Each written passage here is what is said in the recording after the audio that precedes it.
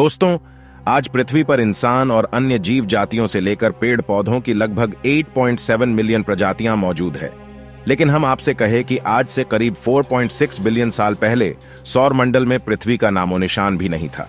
और अभी आप जहां बैठकर इस वीडियो को देख रहे हो, वो जमीन आज से करोड़ों साल पहले लगभग 8,500 डिग्री के तापमान पर उबल रही थी। और एक समय ऐसा भी आया जिसमें हमारी धरती लाखों वर्षों तक बर्फ की सफेद चादर से ढकी हुई थी। ये सब बातें सच हैं। क्या कभी आपने सोचा है कि उबलती हुई धरती ठंडी क्यों हुई होगी?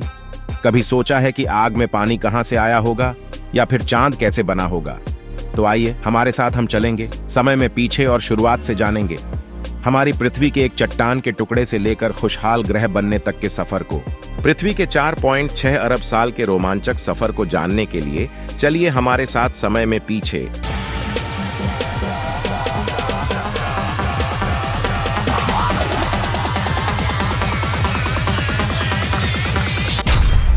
वैज्ञानिकों के मुताबिक आज से करीब 4.6 अरब साल पहले जिस जगह हमारा सौरमंडल है, वहां गैस के ठंडे बादल और धूल कण हुआ करते थे, जिसे निहारिका या नेबुला कहते हैं। इन धूल और गैस के बादलों से दूर एक नया जन्मा तारा था। समय के साथ साथ उस तारे की ऊर्जा कम होने लगी, जिसके कारण उसके अंदर एक विशाल विस्फोट हुआ। धमाका इतना जोरदार था कि चारों तरफ धूल के कण फैल गए। विस्फोट के कारण अंतरिक्ष की धूल एक दूसरे से दबने लगी। इस दौरान धूल के कण दबाव और गर्मी के कारण बड़े उल्कापिंड और पत्थरों में बदलने लगे थे।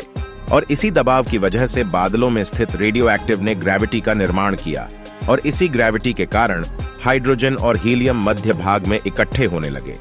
बीच के इस भयंकर दबाव के कारण एक भयानक विस्फोट हुआ, और इसी विस्फोट के कारण सूर्य उदय हुआ, मतलब सूरज का जन्म हुआ। सोलर नेबुला के मध्य में सूर्य के निर्माण होने के बाद अंतरिक्ष में फैले एस्टेरॉयड यानी क्षुद्र ग्रह भारी वजन के कारण सूरज के करीब आकर सूर्य की परिक्रमा करने लगे।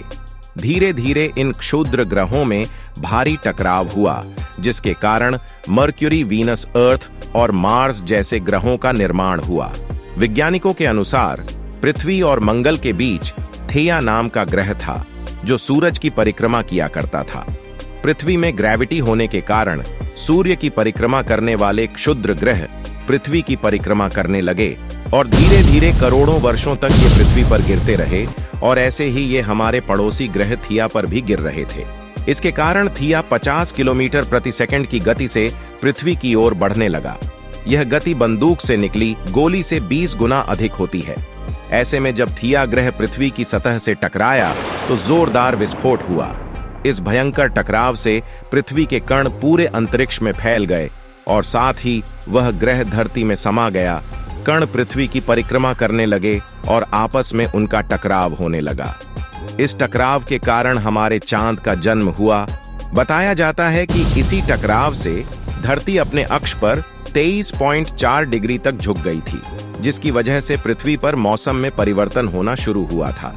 हालांकि अभी चांद पृथ्वी से बहुत दूर है, लेकिन अपने निर्माण के शुरुआती दौर में चांद धरती के काफी करीब होकर परिक्रमा करता था। लेकिन समय के साथ ये दूरी बढ़ती चली गई। दिन जल्दी बीत रहे थे, लेकिन धरती में बदलाव धीरे धीरे आ रहे थे। उस वक्त पृथ्वी पर सिर्फ एक ही समुद्र हुआ करता था, और वह था 1900 डिग्री सेल्सियस की तापमान पर आग उगलता हुआ लावा।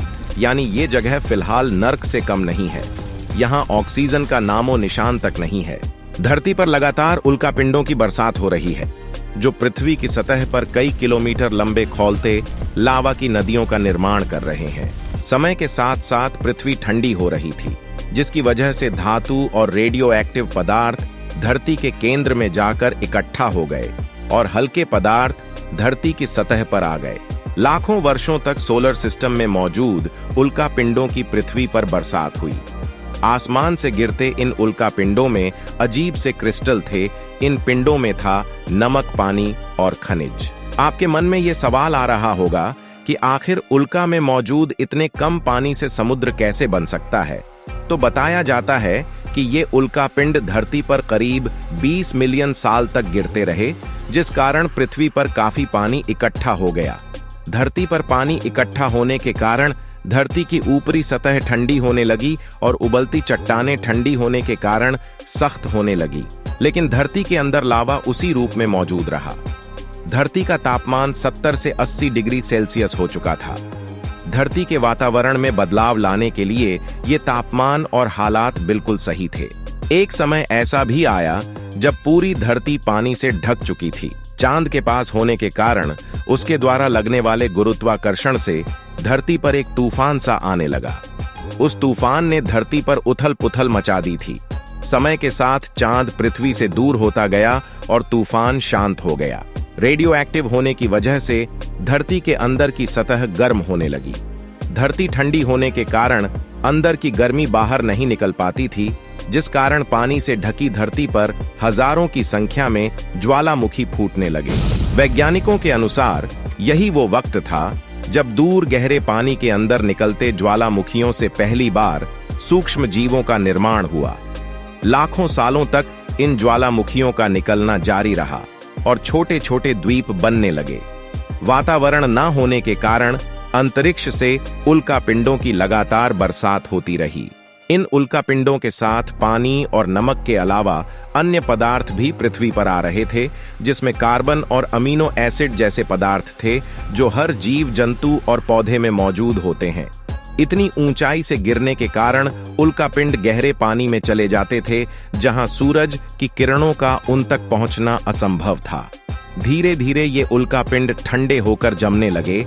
इसी बीच पानी में समाहित केमिकल्स के बीच ऐसा रिएक्शन हुआ जिससे धरती पर सूक्ष्म जीवन प्रारंभ हुआ और पृथ्वी पर एकल कोशिका जीवाणु की उत्पत्ति हुई।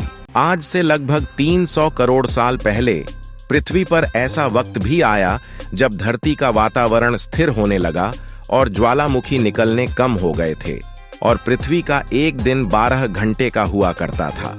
ऐसे ही कई साल बीत गए और समुद्र की निचली सतह पर पौधे और पत्तियां उग रही थीं और उन पर जीवित जीवाणु उत्पन्न हो रहे थे। ये जीव जीने के लिए धूप और खनिज का इस्तेमाल करने लगे और ऑक्सीजन बाहर निकालने लगे। धीरे धीरे महासागरों में ऑक्सीजन भर गई। लंबे समय के बाद समुद्र की सतह पर ऑक्सीजन आने लगी। वातावरण में ऑक्सीजन बढ़ने के कारण पृथ्वी का वायुमंडल बनना शुरू हुआ और आने वाले हजारों वर्षों तक वातावरण में ऑक्सीजन की मात्रा बढ़ती रही और ये सूक्ष्म जीव धरती के ज्यादातर हिस्सों में फैल गए।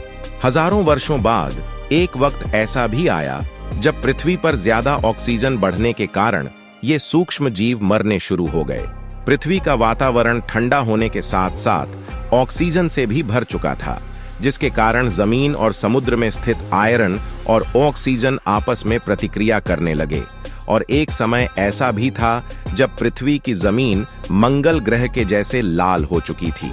समय बीतने के साथ साथ धरती की टेक्टोनिक प्लेट्स में दरारें होने लगी, जिसके कारण धरती के अंदर का लावा बाहर उबलने लगा और कई लाखों वर्षों तक उबलता रहा और जिसके कारण पृथ्वी के वातावरण में कार्बन डाइऑक्साइड बहुत बढ़ गई और पृथ्वी पर एसिड की बारिश शुरू हो गई।